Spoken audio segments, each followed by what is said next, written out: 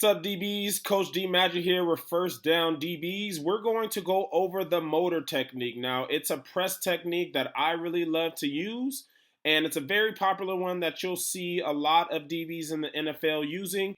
Don't forget, we are coming to Southern California May 21st and 22nd, and July 30th and 31st. If you want to sign up for those camps or figure out when we're coming to a city near you, please look at the link in the description, like, comment, and subscribe.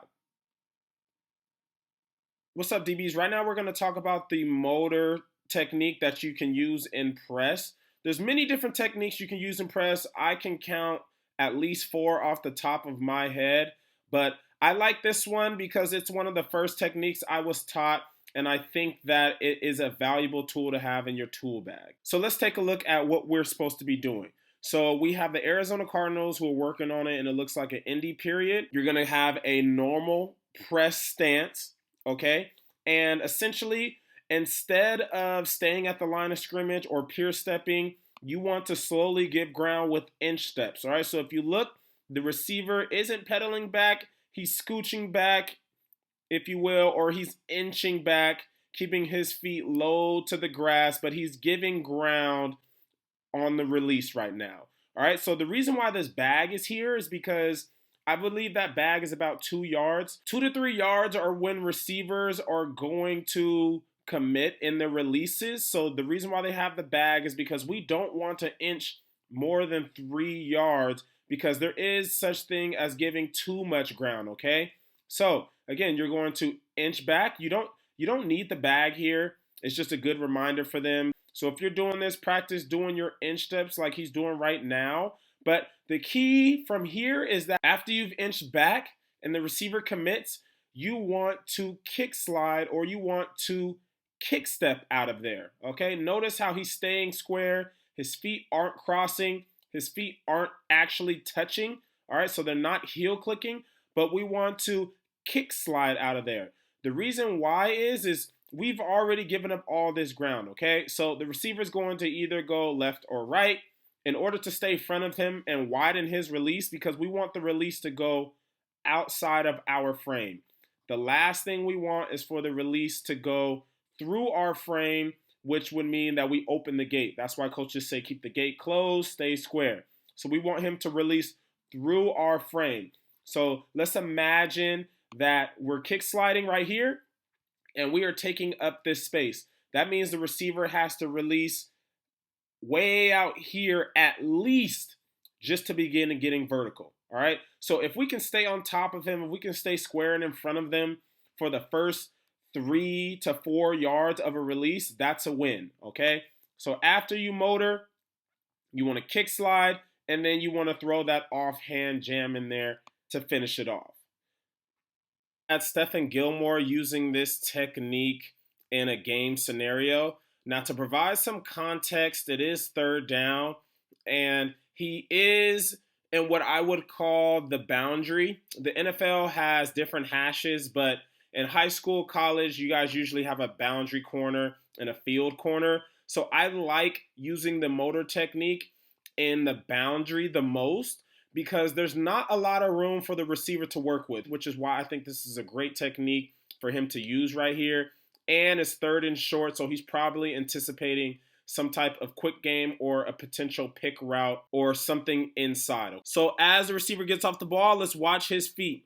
He takes a step forward, but a lot of guys do this out of just pure reaction, and a lot of guys take this step forward so that they can push off and get more momentum out of their motor. So whether you do that or not, it's not really taught. Most guys just can't really help it. That foot just goes forward naturally. So if you watch, he's staying low and he's inching back, inching back, inching back. And like I said, right about the 2 to 3 yard mark is when receivers commit on their route. So right here is 2 yards. The receiver stops. A smart DB is going to anchor down as well, is going to squat down as well. He does a good job of not reaching, okay? He knows that the move has to happen. If he goes inside, it's going to be a slant. If he goes outside, I kick slide and squeeze him to the sideline because I know where I'm at, okay? So again, inch, inch, inch, motor, motor, motor. Receiver commits within the first 2 to 3 yards. And because we're patient, we're able to make this play on third down, prevent him from getting the first down and getting them off the field. Here's another example of a DB using this technique in the NFL. The DB is inside leverage, so he's inside shade. His outside foot is splitting the receiver. And in most cases, you want to be inside shade, okay? Unless the receiver is tight to the formation or closer to the hash, you almost always want to be inside leverage. Off the receiver's release, look at the feet from the DB. We inch back, keep those feet tight to the ground. And within the receiver's first 2 to 3 yards, again, we're getting him to commit, which is why the motor is a good technique. It requires patience, but it allows you to maintain space, let the receiver show what he's going to do, and then with our squared stance, we're able to plant and get in front of this slant for the pass breakup, okay? So again, the key to using this motor is that you need to stay square. The whole reason why we're doing this instead of pressing is so that we can stay square. We can make a good read. Once the receiver plants right here, we're still going backwards. And that's why you want to keep your feet tight to the ground. You see how his foot is high off the ground here? That's why he's unable to kick slide. But because he's in a low stance, he's able to plant that foot in the ground and drive downhill. Last one here, we have Washington Redskins practice.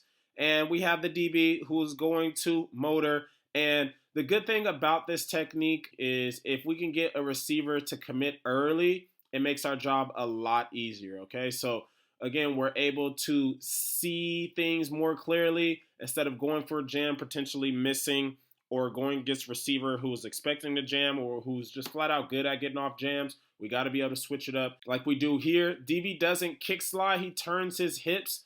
But what I will say is that if you're going to do this, whether it's on purpose or the receiver does a quick release and gets out on us, we don't want to jam as we're turning, okay? Because if you miss or if you make contact and the receiver swipes your hand off, you're going to be in an unbalanced position. You're going to have one foot off the ground, one hand touching them. It's kind of going to look like a Heisman. What the DB does that I love, even though he opened his hips, is he opens his hips, it regains balance, and then strikes that arm. This is a much better position to be in where you're already turned and then you strike than for you to try to do it as you're turning, all right? It's just my preference. If I were to teach a guy, I would teach you to flip your hips, get balanced, and then shoot that jam. He has a good handle on the receiver here. Receiver can't get his jam down, and we end up making the play. So again, I love the motor technique.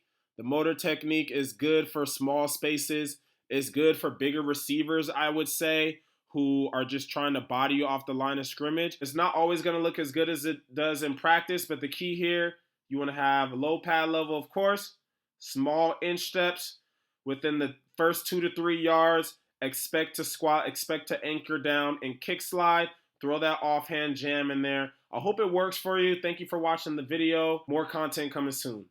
I'm going to give you some press drills that you can do no matter how small the space is, okay? Another one that I'm a big fan of is the motor. I'm going to inch back off the line of scrimmage, let the receiver do what he needs to do, and then I'm going to mirror that with my kick step or my step in place from there. So you're going to motor back and you're going to kick step at different distances, okay? So I'm in a tight motor and I might want a tight motor and I want to kick step within the first yard out of my motor. It might be a long motor, and then I'm kick stepping out of there, okay? Motor, kick step. 0 here, 45, 45, all right? So that's another thing you can do in a straight footwork. At that point, you can add your hands whenever you want, all right? So as I'm motoring and I'm about to kick step here, I can add my hands to the drill either direction, all right? Make sure you're using that offhand jam.